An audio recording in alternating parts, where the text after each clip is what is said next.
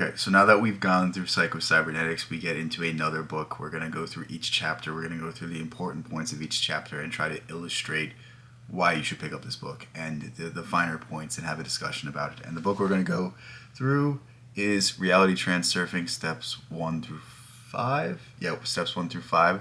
I should have known the exact title, but the first chapter is titled The Alternatives Model. And this book is very dense, so I'm not going to go through all the pages because I would be stopping every sentence, every two sentences. This book took me a very long time to read. It's only like 500 pages, but it still took me a lot to read because there's just so much packed into this book. And I really urge you to pick up this book if you enjoy anything that I'm saying, because there's a whole lot more in it. This is a book that you could read 100 times and still find new little tidbits. It really is something special, and it's by Vadim Zeland. I think that's how you say it. I hope that's how you say it. And each chapter has a chapter summary, so we're just going to go through that and see where it goes.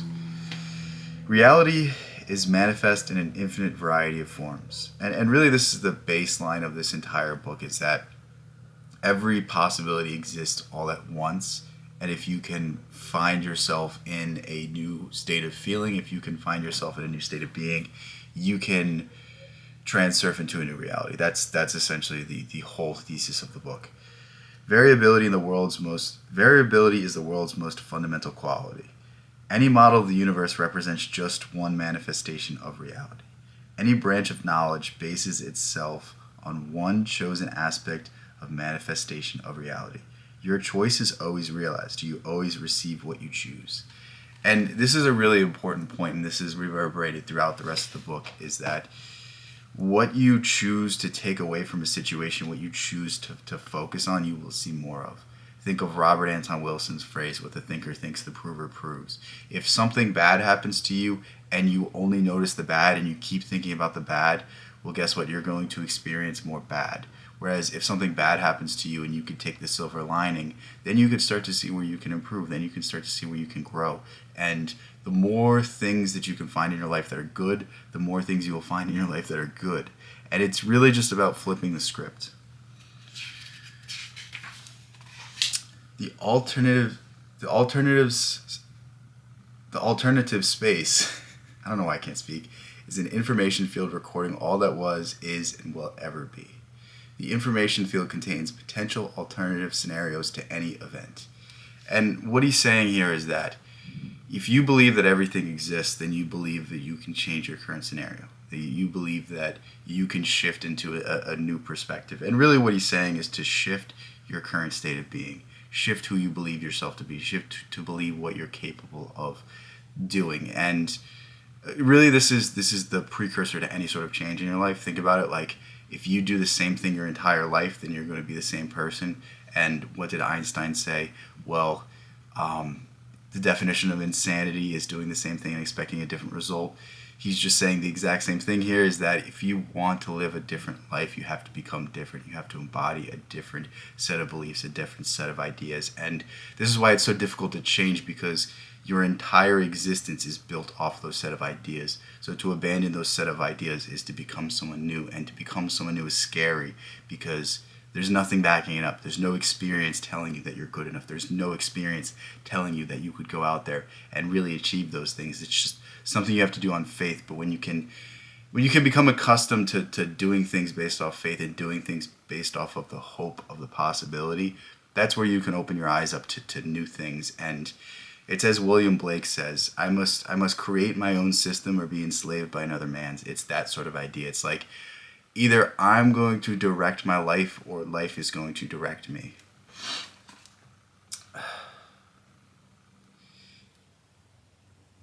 Each alternative has a script and scenery. Space can be divided into sectors, and each sector contains an alternate scenario of an event. And again, what he's saying here is that all things exist. All possibilities exist. It's just that you're in the reality where it doesn't. And if you want to change that, then you need to change your set beliefs. You need to change who you believe yourself to be. The greater the distance between sectors, the more alternatives will differ. Sectors with roughly uniform parameters are arranged in a lifeline. Material realization moves through space like a bundle of density. The radiation of thought energy materializes an alternative. And what he's saying here is, if If you think something and you believe in that thought with conviction, and you start changing the way that you view yourself and the way that you're carrying yourself, you immediately will change your destiny. An easy way to think about this is go into a job interview thinking that you're going to get the job. Go into a job interview thinking that you're not going to get the job. Who is more likely to get that job? Who is more likely to succeed? Who is more likely to ace those questions that are going to be asked? It's the person that believes it's a possibility. Whereas if you believe that you can't do it, you've already confirmed it. I forget who said it, but there's a saying.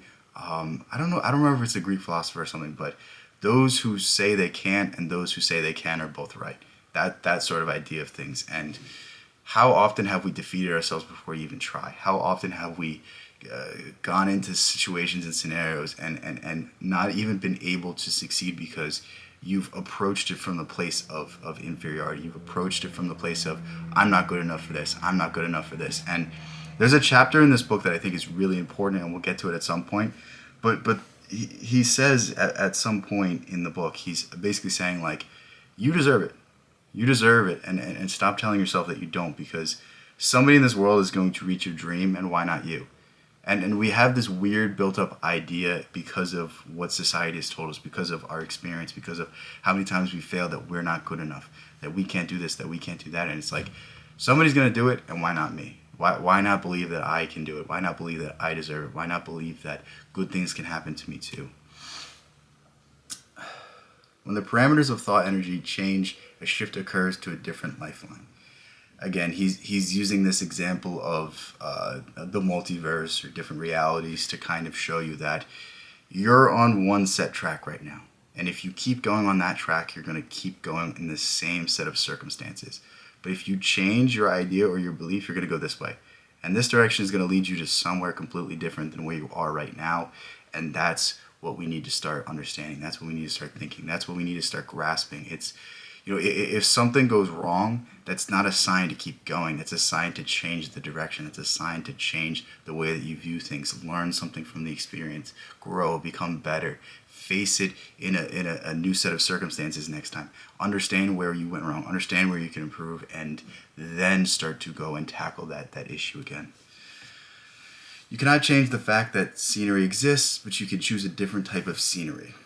You do not have to fight for happiness. You simply have to choose an alternative reality that is more to your liking.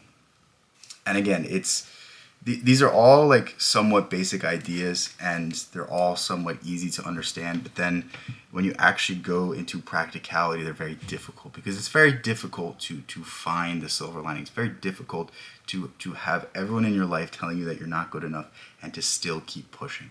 And it's, how can we reframe things? How can we take things in a different manner? How can we start focusing on the good things instead of focusing on the bad things? And really the seed of this is observation.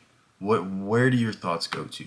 Where is your mind chasing? What ideas do you find yourself clinging to? What negative beliefs do you feel yourself adopting and continuing with? And how could you go about changing that? How could you go about directing yourself in a different set of scenarios? And I left it kind of very vague, and I left the rest of what we're going to talk about kind of just, I don't believe this. I don't think this is going to be beneficial. I don't think these ideas are possible or feasible. But through the rest of this book, you'll see that there are little tricks, there are little ways to go about transforming the way that you think and go about transforming the person that you are through your thoughts. And it really is the most essential thing you can do. It really is the thing that will take you as far as you really want to go. When you start controlling your thoughts, when you start controlling what you direct your attention to, and you neglect to think about bad things, you neglect to dwell on past experiences that weren't necessarily positive. You take the good out of everything. Like, imagine if you went through your life and you said, I'm going to get to this goal. I don't care how long it takes. I'm just going to keep going, and I'm not going to be discouraged by anything.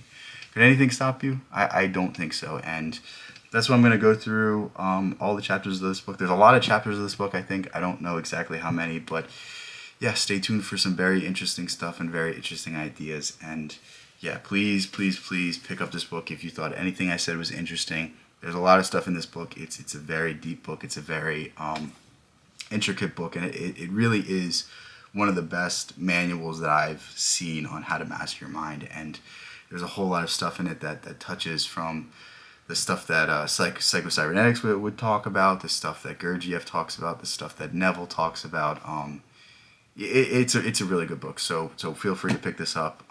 It's well worth the money. It's one of the more expensive books that I own, but I would have to say that out of all the books that I bought, I think this packs the most bang for your buck, and there's a lot of things that I use to this day after I read this book for the very first time. So with that said, I love you guys so much. Thank you guys so much. Peace out. I'll catch you in the next one.